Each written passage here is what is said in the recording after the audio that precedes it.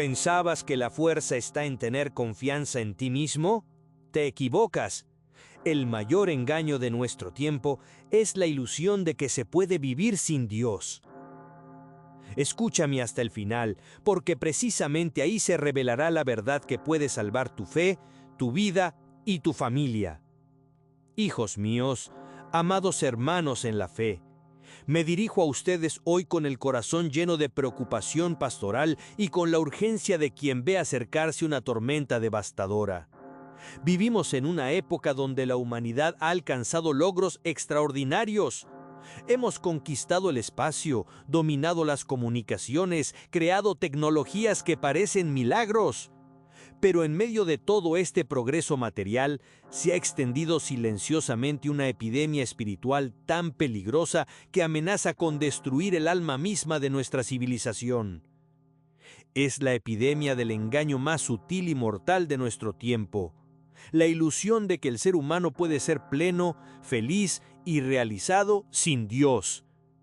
Esta no es una crisis nueva en la historia de la humanidad. Ya el salmista advertía sobre aquellos que dicen en su corazón, no hay Dios.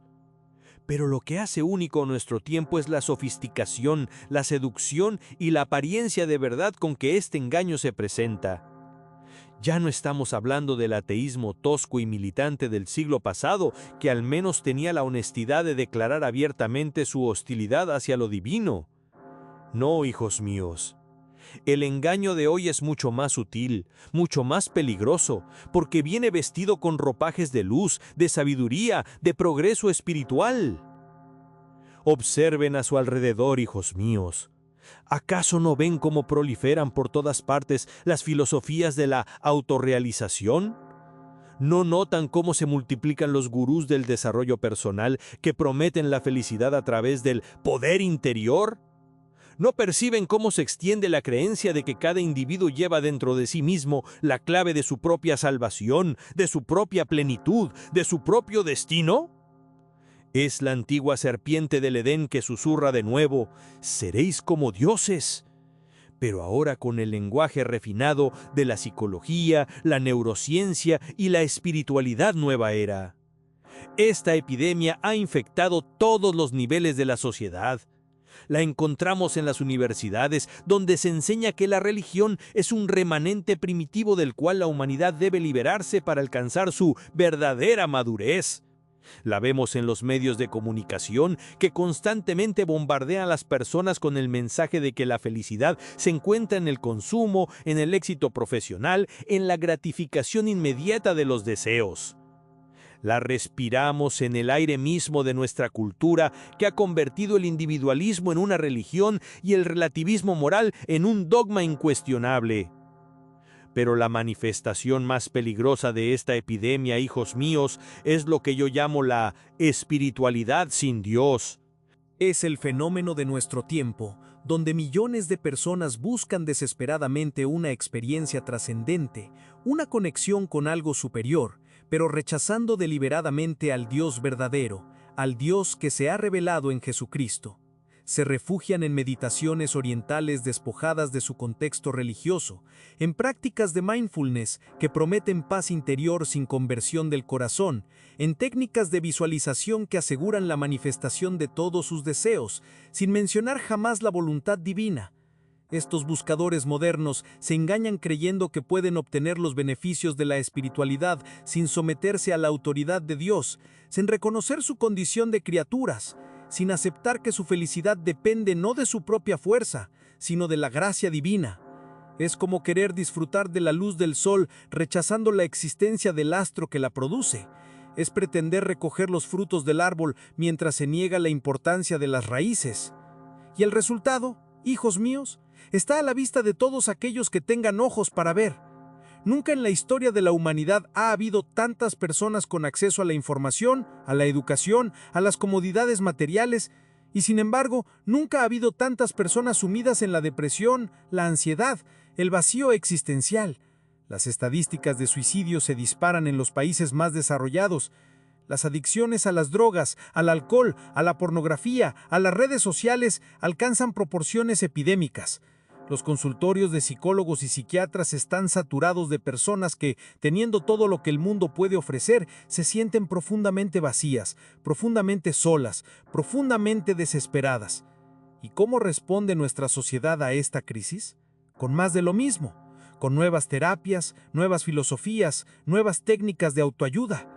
Es como si un enfermo de sed intentara saciarse bebiendo agua salada.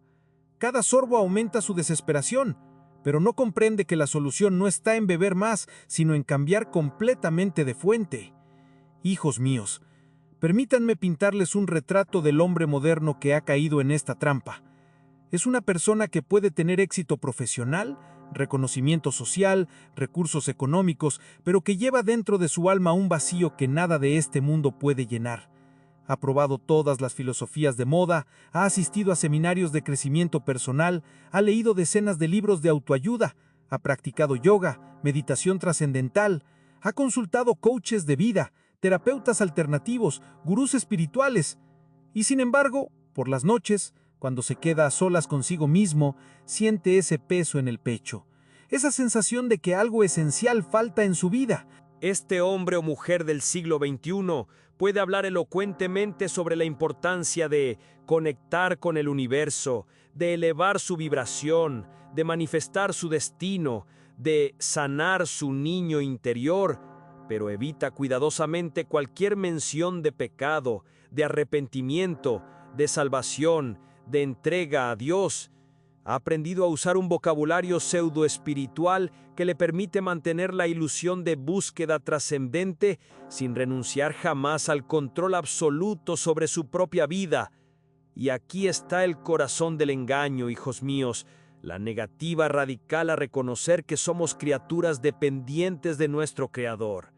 El hombre moderno está dispuesto a reconocer que depende de la electricidad para iluminar su casa, del combustible para mover su automóvil, de los alimentos para nutrir su cuerpo, pero se rebela furiosamente contra la idea de que su alma depende de Dios para encontrar la paz, el propósito y la plenitud. Esta rebelión adopta formas muy sofisticadas. No se presenta como una negación burda de lo espiritual, sino como una apropiación de lo espiritual sin su dimensión divina. Es la tentación de ser espiritual, pero no religioso, como si la espiritualidad auténtica pudiera existir flotando en el vacío, sin raíces en la realidad objetiva de Dios. Es como pretender estudiar matemáticas negando la existencia de los números o medicina negando la existencia del cuerpo humano. El resultado práctico de este engaño es devastador. Personas que han dedicado años, incluso décadas, a trabajar en sí mismas a través de estas filosofías huecas, descubren tarde o temprano que han estado construyendo castillos en el aire. Sus técnicas de relajación no pueden calmar la angustia existencial que surge cuando se enfrentan a la muerte de un ser querido. Sus mantras y afirmaciones positivas se desmoronan cuando atraviesan una crisis económica o una enfermedad grave.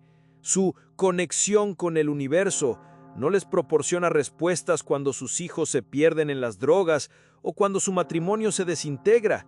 Y entonces, hijos míos, viene la gran desilusión.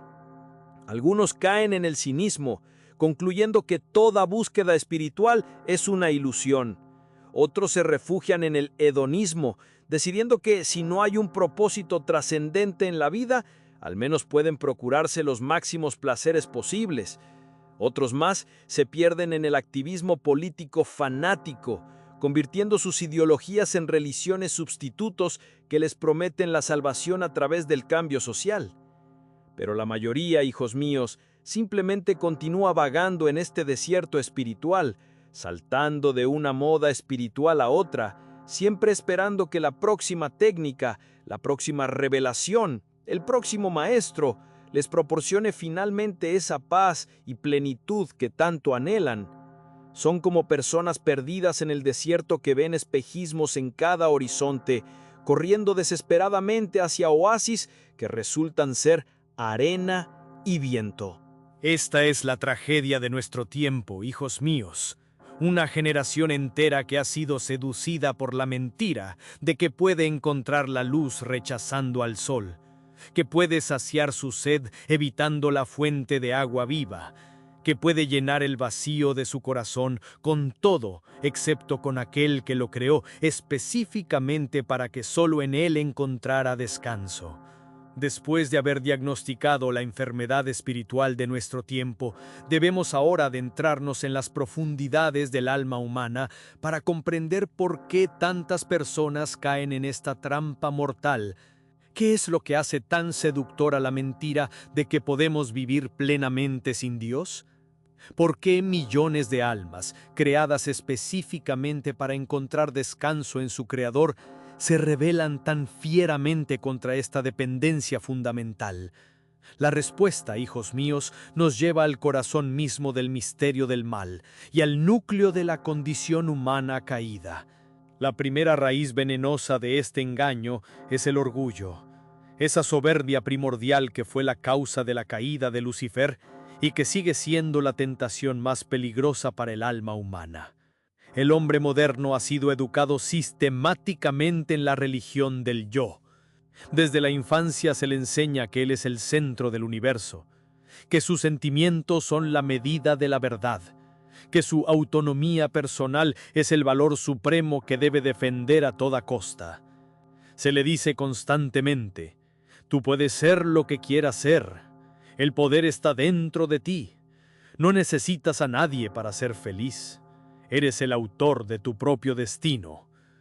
Esta filosofía del individualismo radical, hijos míos, es como un veneno dulce que se bebe gota a gota durante décadas hasta intoxicar completamente el alma.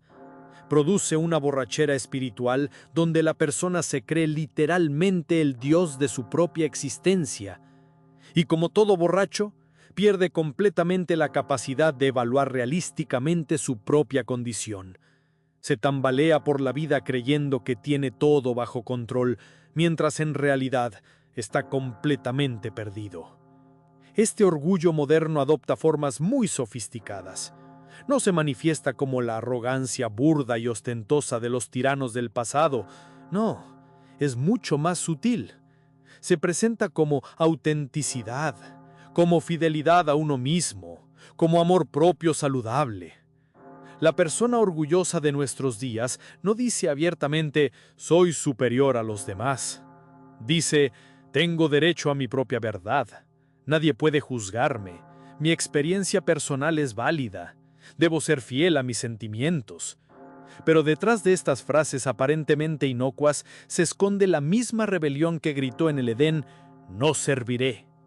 Es el rechazo categórico a reconocer que existe una autoridad superior a la propia voluntad, una verdad objetiva que trasciende las opiniones personales, un orden moral que no puede ser negociado según las conveniencias del momento. La segunda raíz de este engaño, íntimamente relacionada con la primera, es el miedo a la rendición, el terror pánico a la entrega total que exige la fe auténtica.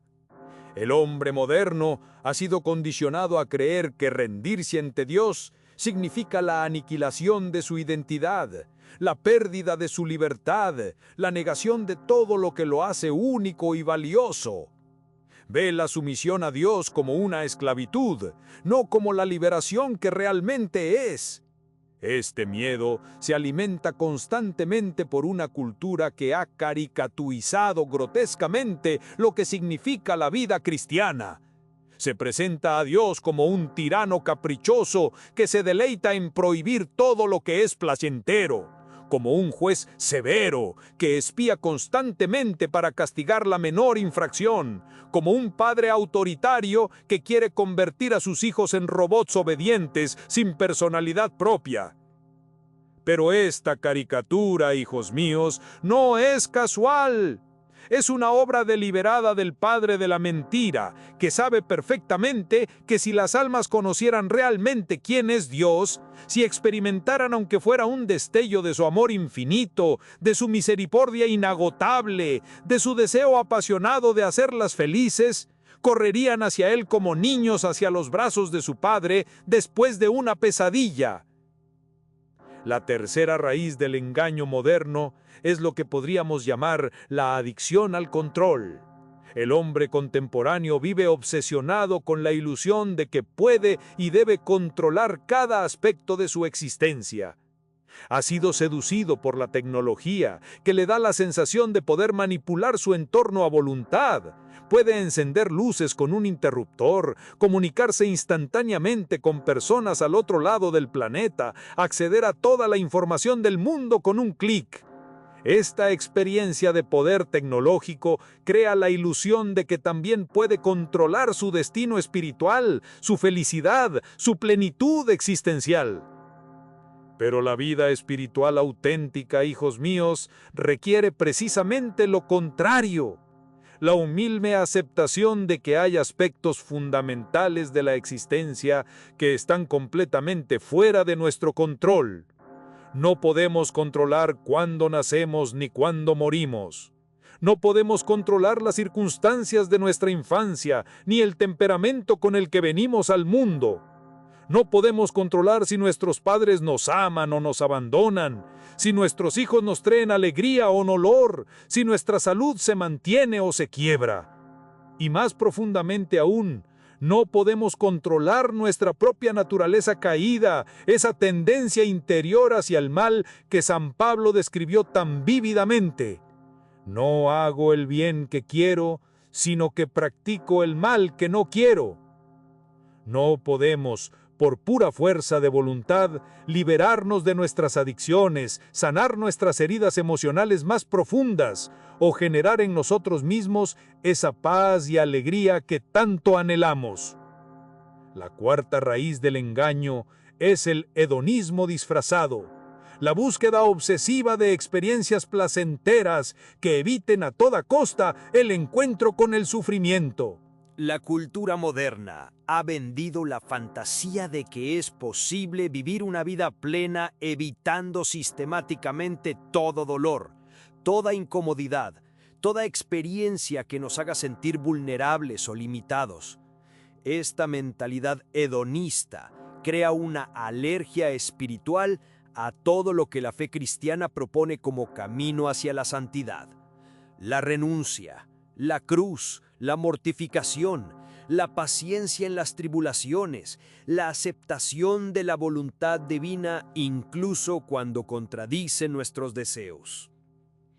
El hombre moderno quiere los frutos de la santidad, la paz, la alegría, la plenitud, pero sin pagar el precio que estos frutos exigen.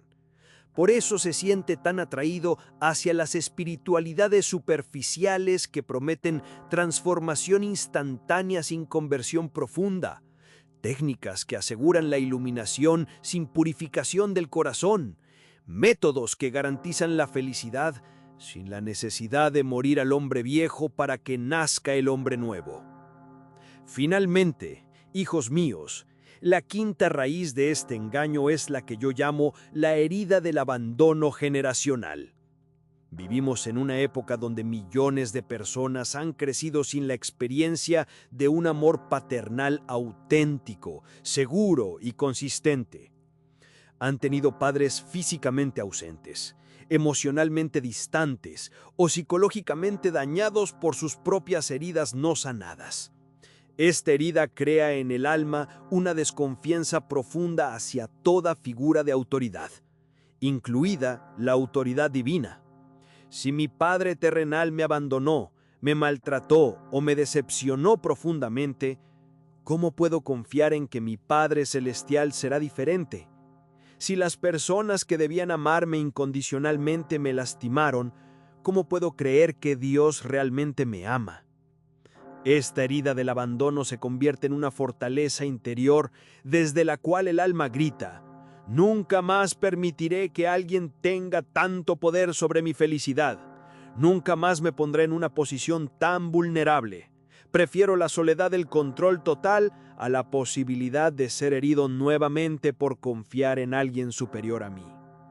Después de haber analizado las raíces psicológicas del gran engaño de nuestro tiempo, debemos ahora elevarnos por encima de las explicaciones humanas para contemplar esta crisis desde la perspectiva de Dios mismo, porque no es suficiente comprender por qué las almas caen en esta trampa, Necesitamos escuchar lo que el Señor de la historia tiene que decir sobre esta rebelión que se extiende como una mancha de aceite por toda la superficie de la tierra.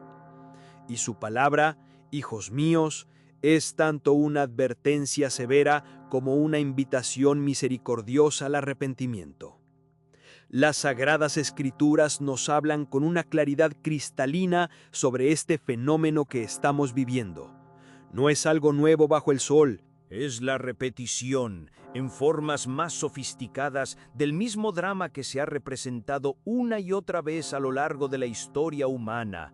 El intento del hombre de construir su felicidad prescindiendo de Dios, de erigir una torre de Babel espiritual que le permita alcanzar el cielo por sus propios medios. El apóstol San Pablo, inspirado por el Espíritu Santo, nos ofrece en su carta a los romanos una descripción profética de los tiempos en que vivimos.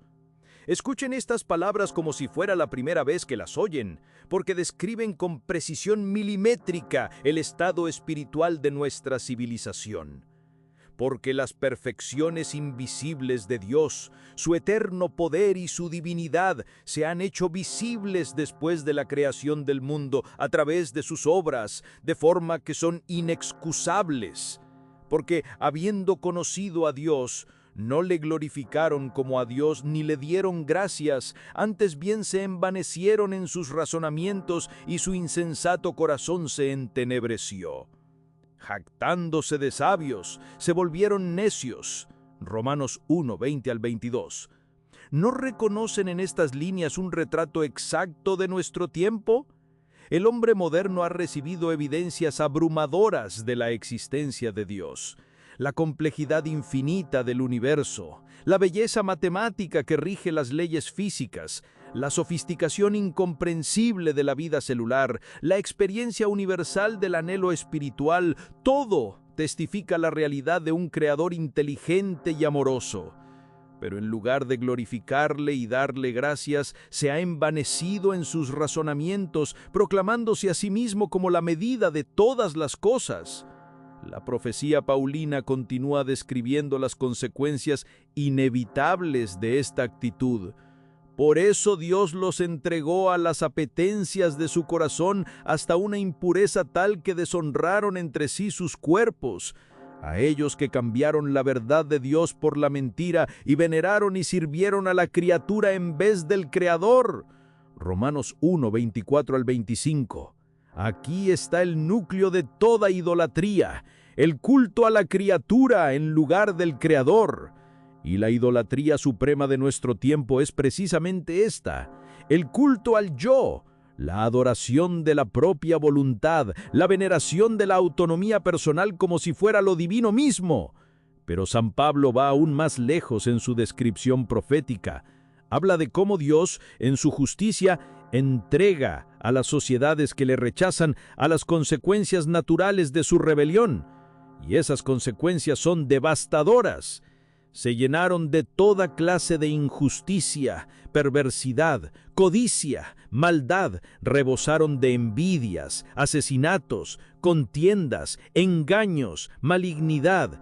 Se hicieron difamadores, detractores, enemigos de Dios, ultrajadores, altaneros, fanfarrones, inventores de maldades, rebeldes a sus padres, insensatos, desleales, desamorados, despiadados. ¿Acaso no vemos hoy cumplirse esta profecía ante nuestros ojos? Vivimos en sociedades que se jactan de su progreso moral, pero que al mismo tiempo han legalizado el asesinato de los inocentes no nacidos, que han redefinido la institución más sagrada del matrimonio según sus caprichos, que han convertido la sexualidad en un mercado de consumo, que han hecho de la mentira una herramienta política rutinaria, sociedades donde proliferan los inventores de maldades, donde los hijos son rebeldes a sus padres como nunca antes en la historia, donde reina la insensatez, la deslealtad, el desamor y la falta de piedad. El profeta Isaías también nos habla de estos tiempos con una claridad que corta como una espada. Ay de los que llaman al mal bien y al bien mal, que dan oscuridad por luz y luz por oscuridad, que dan amargo por dulce y dulce por amargo. Ay de los sabios a sus propios ojos y de los que se las dan de inteligentes. Hijos míos, ¿no es esto exactamente lo que vemos hoy? Una inversión total de los valores morales, donde se presenta como progreso lo que es degradación, como liberación lo que es esclavitud, como sabiduría lo que es necedad. El mismo Cristo nos previno sobre estos tiempos cuando habló de los signos que precederían a su segunda venida. Por haberse multiplicado la maldad, se enfriará la caridad de muchos. Mateo 24:12. Y en otro lugar preguntó con dolor profético: «Pero cuando venga el Hijo del Hombre, ¿acaso encontrará fe sobre la tierra?». Lucas 18:8.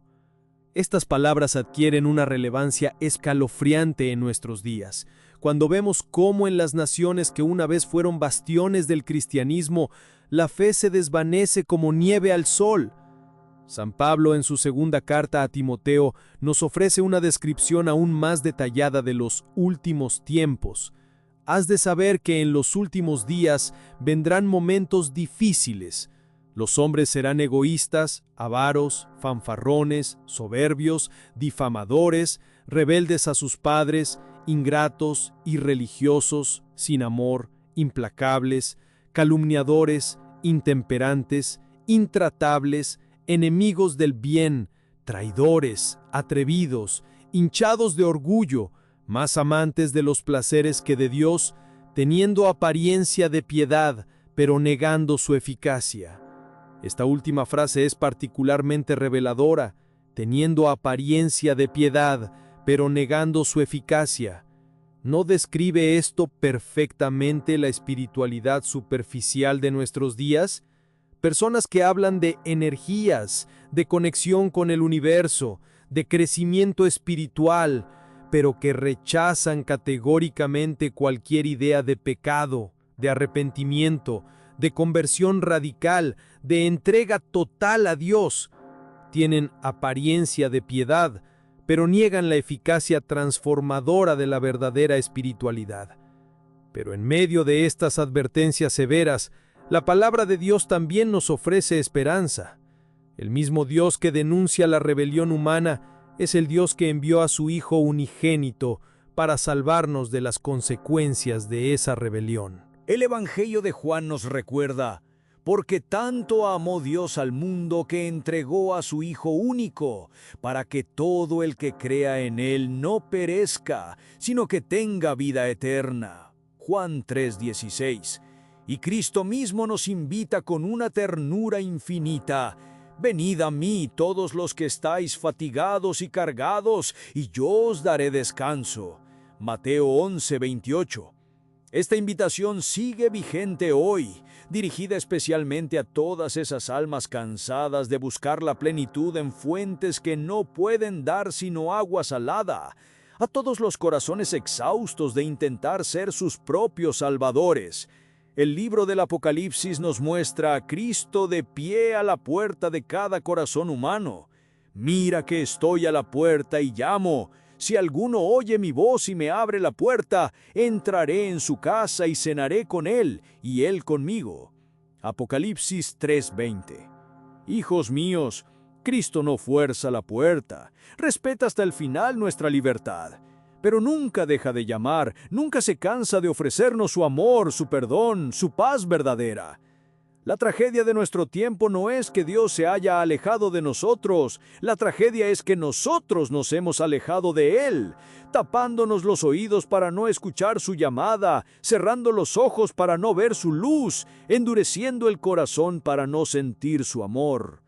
Pero Él sigue ahí, esperando con una paciencia infinita el momento en que dejemos de lado nuestro orgullo y reconozcamos que lo necesitamos más que al aire que respiramos. Para que comprendan la terrible realidad de este engaño, déjenme contarles la historia de un alma que vivió en carne propia este drama espiritual. Cambiaré su nombre para proteger su intimidad, pero cada detalle que les narraré es absolutamente verdadero. Lo llamaremos Marcos. Marcos era un hombre que el mundo consideraría exitoso.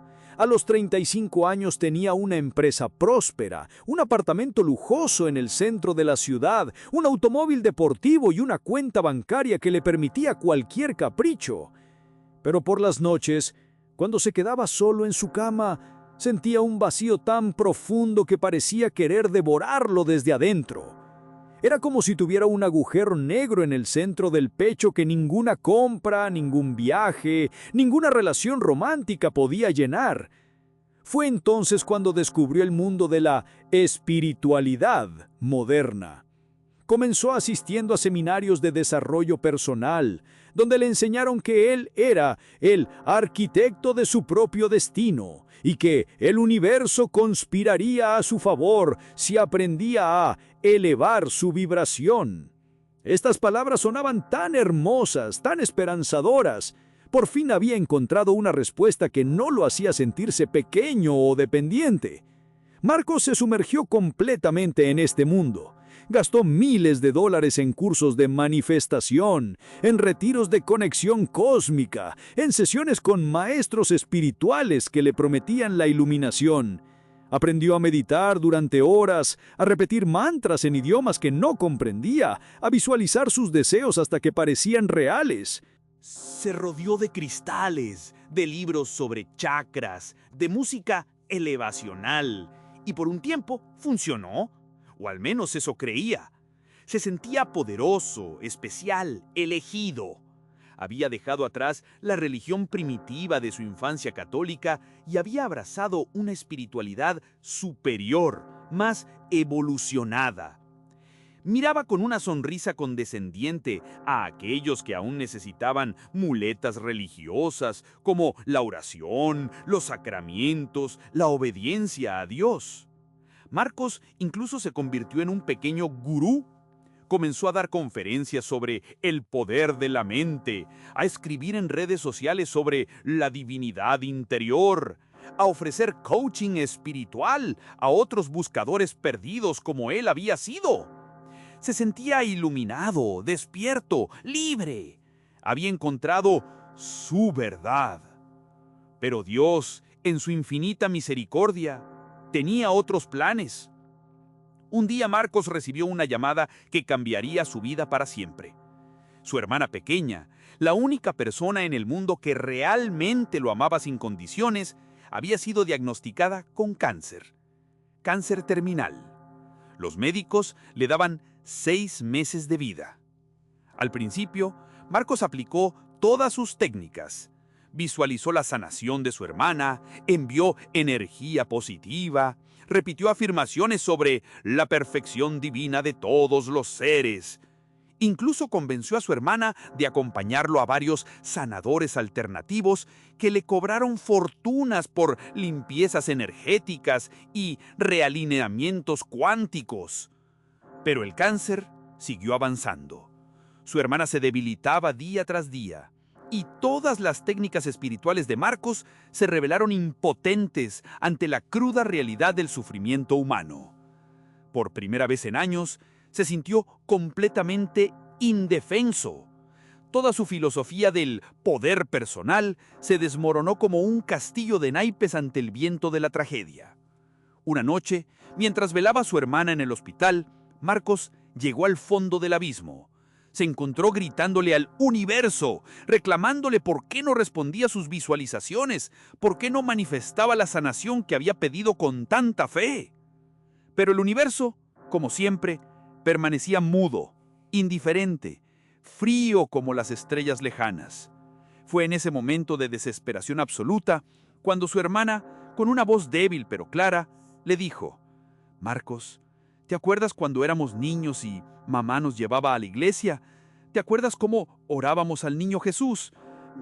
Yo quisiera que oráramos juntos otra vez, pero de verdad, no esas cosas raras que haces ahora. Quiero hablar con Jesús como cuando éramos pequeños». Esas palabras atravesaron el corazón de Marcos como una flecha de luz. De repente, todas sus técnicas sofisticadas, todos sus conocimientos esotéricos, toda su sabiduría superior, le parecieron paja seca comparada con la sencillez pura de la fe de su hermana moribunda.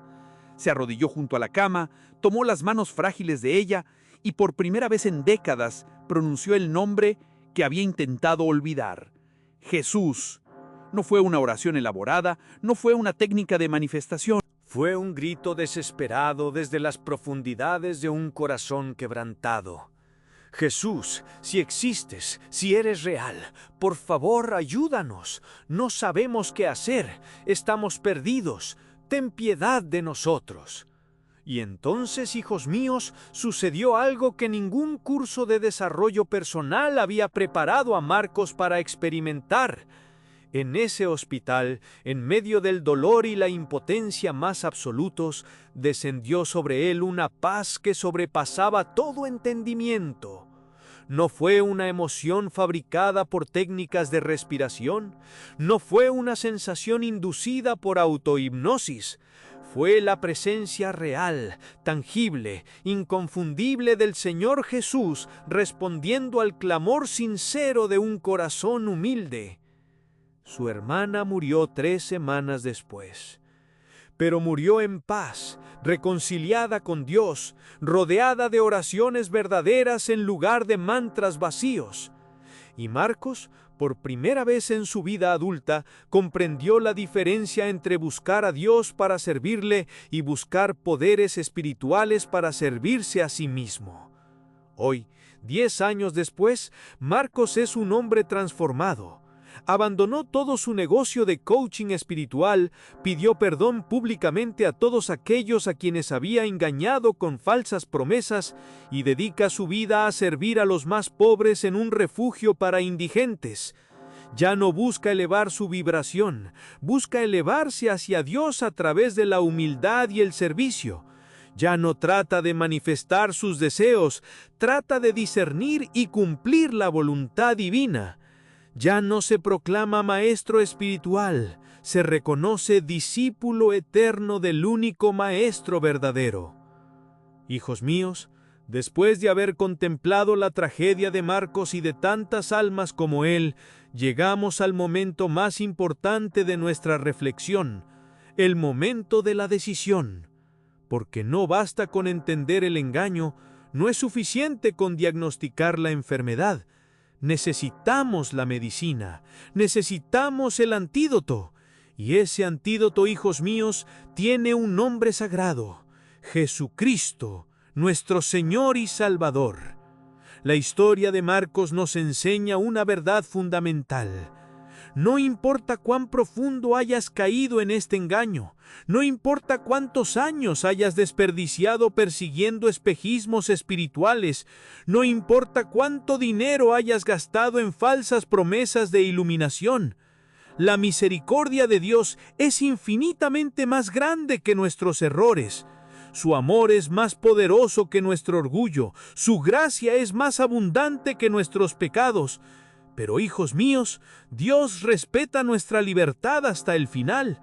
Él nunca forzará la puerta de nuestro corazón. Está ahí, esperando, llamando suavemente.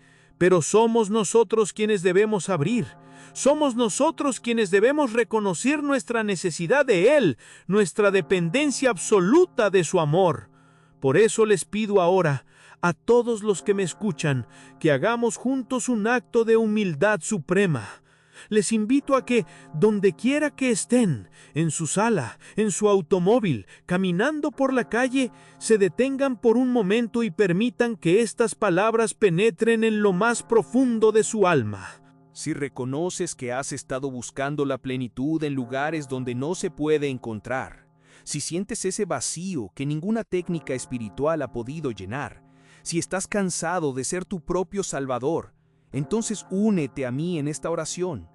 No importa si tienes práctica orando o si hace años que no hablas con Dios. El que conoce, te ama y está esperando escuchar tu voz. Jesús, Hijo del Dios vivo, me postro ante ti con el corazón quebrantado. Reconozco que he sido un necio. He buscado la luz rechazando al sol. He intentado saciar mi sed evitando la fuente de agua viva. He pretendido encontrar la paz sin someterme al príncipe de la paz.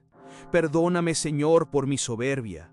Perdóname por haber creído que podía ser feliz sin ti, que podía ser pleno prescindiendo de tu gracia, que podía encontrar el sentido de la vida sin reconocerte como mi Creador y Salvador. Perdóname por todas las veces que busqué poderes espirituales para servirme a mí mismo, en lugar de buscarte a ti para servirte. Perdóname por haber tratado de usar técnicas y prácticas como si fueran máquinas expendedoras de bendiciones, esperando obtener beneficios espirituales sin convertir mi corazón. Perdóname por haber mirado con desprecio a los sencillos de corazón que te aman simplemente, por haber considerado primitiva la fe de aquellos que te adoran sin sofisticaciones intelectuales. Perdóname por haber preferido la complejidad del error a la simplicidad de la verdad. Jesús, estoy cansado de ser mi propio Dios. Estoy exhausto de cargar el peso de mi propia salvación. Vengo a ti como el niño perdido que al fin reconoce que necesita a su padre. Vengo a ti como el enfermo que ha probado todas las medicinas falsas y al fin acepta que solo el médico verdadero puede sanarlo. Te entrego mi orgullo, mi necesidad de control, mi miedo a la dependencia. Te entrego todos mis ídolos espirituales, mis técnicas, mis métodos, mis filosofías y maestros humanos. Los depongo a tus pies como quien se desprende de trapos sucios para recibir vestiduras limpias. Señor Jesús, creo que tú eres el camino, la verdad y la vida. Creo que nadie viene al Padre sino por ti. Creo que tu muerte en la cruz pagó el precio de todos mis pecados y que tu resurrección me abre las puertas de la vida eterna. Te recibo como mi Señor y Salvador personal. Te entrego el control absoluto de mi vida. Que no se haga mi voluntad, sino la tuya. Que no sean mis planes los que se cumplan, sino los tuyos. Que no sea mi gloria la que busque, sino la tuya. Llena, Señor, con tu Espíritu Santo este vacío que he tratado de llenar con tantas cosas vanas. Sé tú mi paz, mi gozo, mi esperanza, mi fuerza. Sé tú el centro y la circunferencia de mi existencia. Y te pido, Jesús, que uses mi testimonio para que otros que están perdidos en el mismo engaño que me tuvo cautivo puedan encontrar el camino hacia ti. Que mi conversión sea una luz para aquellos que todavía caminan en las tinieblas de la autosuficiencia espiritual. En tu santo nombre oro, Jesús. Amén. Hijos míos, si han hecho esta oración con sinceridad, algo ha cambiado en su interior para siempre. Pueden no sentir inmediatamente fuegos artificiales emocionales, pero la realidad espiritual es que han pasado de muerte a vida, de las tinieblas a la luz, de la esclavitud a la libertad. Ahora les pido un último favor. Les pido que escriban en los comentarios estas palabras sencillas pero poderosas. Jesús es mi único Salvador, seguido del nombre de su ciudad o país.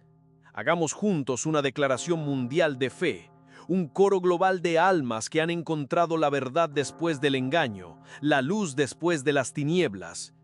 Si aún no se han suscrito a este canal, háganlo ahora.